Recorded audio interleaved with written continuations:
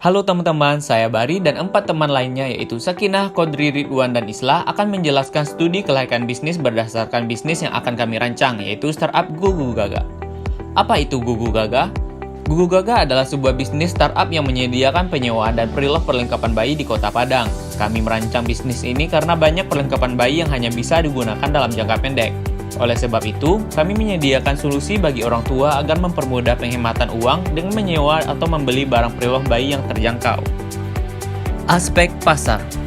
Yang menjadi target pasar dari Gugu Gaga adalah para orang tua yang memiliki bayi atau balita dan membutuhkan peralatan atau perlengkapan bayi dengan tingkat ekonomi kelas menengah ke bawah, sehingga produk Gugu Gaga menjadi solusi alternatif di Kota Padang. BKKBN Sumatera Barat mencatat jumlah total rata-rata angka kelahiran di Kota Padang meningkat menjadi 2,68% pada tahun 2019. Aspek pemasaran. A. Marketing mix. Yang pertama yaitu produk, menyediakan peralatan dan perlengkapan bayi berupa pakaian dan mainan. Yang kedua yaitu price, harga satu item barang pre-love ditetapkan oleh mitra yang ingin menjual barangnya, sementara untuk satu item barang sewa, harga yang ditetapkan berkisar 20 hingga 35% dari harga barang tersebut. Tiga yaitu place, kami beroperasi melalui aplikasi mobile, namun demikian sebagai pusat administrasi dan gudang, kami menyewa bangunan di daerah Air Tower Kota Padang. Yang keempat yaitu promosi, berupa promosi langsung, public relation, iklan atau endorsement. Yang kelima yaitu people, terdiri dari 5 orang founder sekaligus manajemen. Kemudian dalam operasi bisnisnya, Gugu Gaga mempekerjakan 5 orang karyawan sebagai tenaga packaging, pengantar produk, programmer, cleaning service, dan juga customer service. Yang keenam yaitu proses berupa service delivery, complaints, dan juga response time. Ketujuh yaitu physical evidence. Bangunan merupakan bagian dari bukti fisik kami. Bukti fisik lainnya yaitu struk pembayaran yang diperoleh konsumen setelah melakukan transaksi. B. Analisis SWOT. Yang pertama yaitu strengths. Kelebihan dari perusahaan kami yaitu e-commerce pertama yang menyediakan fitur penyewaan dan pembelian barang bayi di Kota Padang. Kemudian kualitas barang ditawarkan merupakan tolak ukur utama perusahaan kami. Yang kedua yaitu weakness. Kelemahan dari perusahaan kami yaitu karena bisnis ini baru akan beroperasi sehingga belum memiliki testimonial. Kemudian masih minimnya pengetahuan orang tua di Kota Padang mengenai pemenuhan kebutuhan dan peralatan bayi. Ketiga yaitu opportunities. Peluang dari perusahaan kami yang pertama adanya peningkatan angka kelahiran bayi di Indonesia setiap tahunnya. Dua, belum tersedianya aplikasi e-commerce yang menyediakan kegiatan jual beli dan penyewaan produk khusus bayi di Kota Padang. Ketiga, sesuai dengan permintaan pasar. Yang terakhir yaitu trades. Tantangan bagi perusahaan kami yang pertama perubahan pasar yang tidak menentu, kemudian banyaknya pesaing dalam bisnis, lalu inovasi bisnis dan produk bayi yang akan selalu ada, dan juga minimnya pengetahuan masyarakat di Kota Padang. Berikut merupakan rincian biaya pemasaran. Aspek selanjutnya yang akan dibahas adalah aspek teknis dan operasi. Untuk perolehan persediaan, barang yang akan disewa diperoleh dari pemasok yang telah bekerja sama dengan perusahaan, sedangkan kapasitas produksi akan mematok 10 persediaan untuk satu jenis barang yang disewa, sedangkan pre-love tergantung kepada mitra yang menggunakan platform. Berikut kebutuhan aset perusahaan. Untuk proses operasi, barang untuk disewa akan disuplai dari perusahaan dan akan disimpan di gudang perusahaan. Penggunaan aplikasi. Konsumen akan diarahkan untuk mendownload aplikasi di App Store ataupun Play Store. Setelah itu mereka akan mendaftarkan akun mereka dan login ke aplikasi, lalu akan memasuki halaman shop. Apabila pelanggan memilih sewa, akan ada dua pilihan yaitu 6 dan 12 bulan. Untuk pre-love akan langsung masuk ke keranjang. Barang yang sudah ada di keranjang akan dipilih untuk dilakukan check out. Setelah barang di check out, diperiksa lalu akan diarahkan untuk melakukan pembayaran. Setelah pembayaran dikonfirmasi, maka produk akan dikemas dan dikirim ke alamat penerima. Berikut proses barang hingga sampai ke tangan konsumen.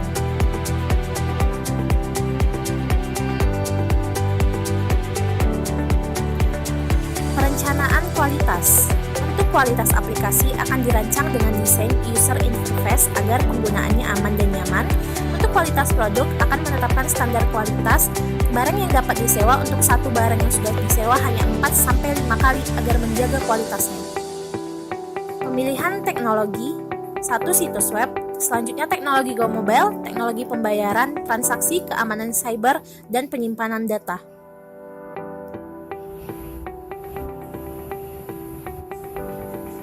Rancangan aplikasi, berikut kira-kira rancangan aplikasi dan tampilannya.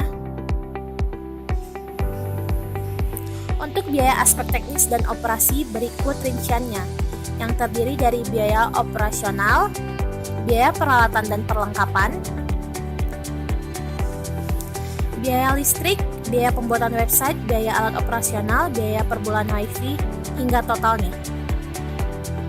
Aspek selanjutnya, aspek human resource atau sumber daya manusia. Pertama, struktur organisasi dari Google. Yang kedua, tugas dan job spesifikasi dari Google. Pertama, Chief Executive Officer atau CEO, yang mana tugasnya dapat kita lihat sebagai berikut.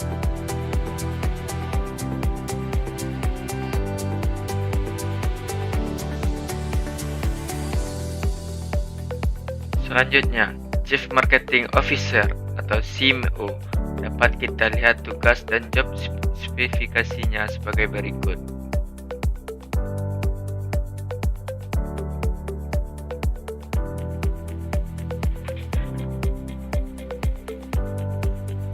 Yang ketiga, Chief Financial Officer atau CFO, yang mana tugas dan job spesifikasinya dapat kita lihat sebagai berikut.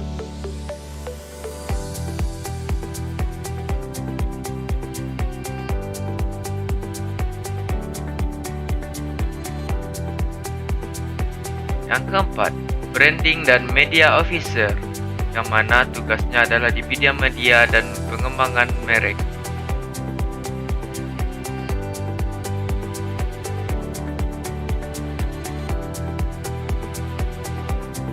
Yang kelima, Public Relation, yang mana tugas dan job spesifikasinya dapat kita lihat sebagai berikut.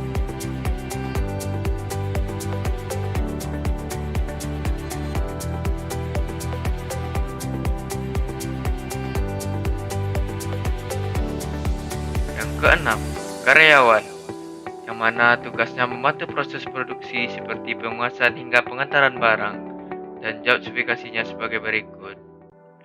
Terakhir, anggaran biaya sumber daya manusia. Aspek hukum dan sosial ekonomi.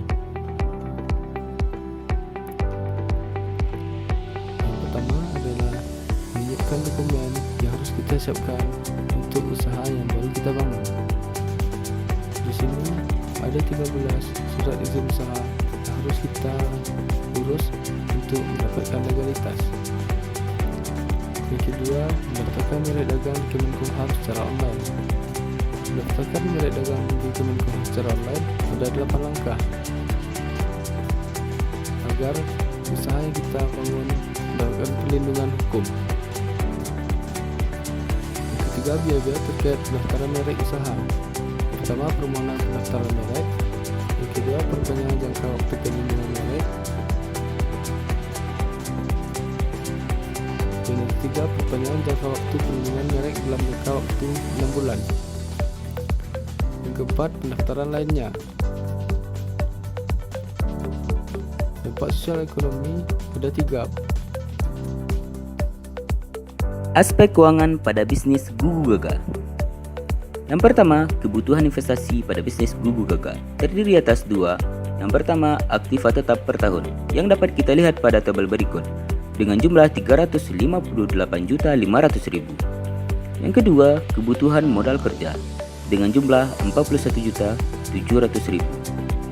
Dan jika dijumlahkan keduanya, maka didapatlah total modal kebutuhan investasi sebesar 400.200.000. Yang kedua, pendanaan. Pendanaan dari bisnis Gugu Gaga berdasarkan penjualan aplikasi dan download aplikasi, yang jika dijumlahkan keduanya mendapatkan senilai 390.799.100. Yang ketiga, pengeluaran. Dengan mendepresiasikan kendaraan sebesar 40 juta, maka didapatkanlah pelaporan pengeluaran sebesar 246.800.000. laporan laba rugi. Dengan pajak 15%, didapat laporan laba rugi sebagai berikut. Kemudian, kelayakan usaha bisnis Gugu Gaga. Dengan metode payback period, maka bisnis Gugu Gaga akan balik modal dalam 3,26 tahun atau pada tahun keempat. Dengan metode net present value yang dapat kita lihat pada tabel berikut, dapat disimpulkan bisnis Gugu Gaga adalah bisnis yang layak diterima dan layak dioperasikan. Sekian materi dari kami, saya ucapkan terima kasih.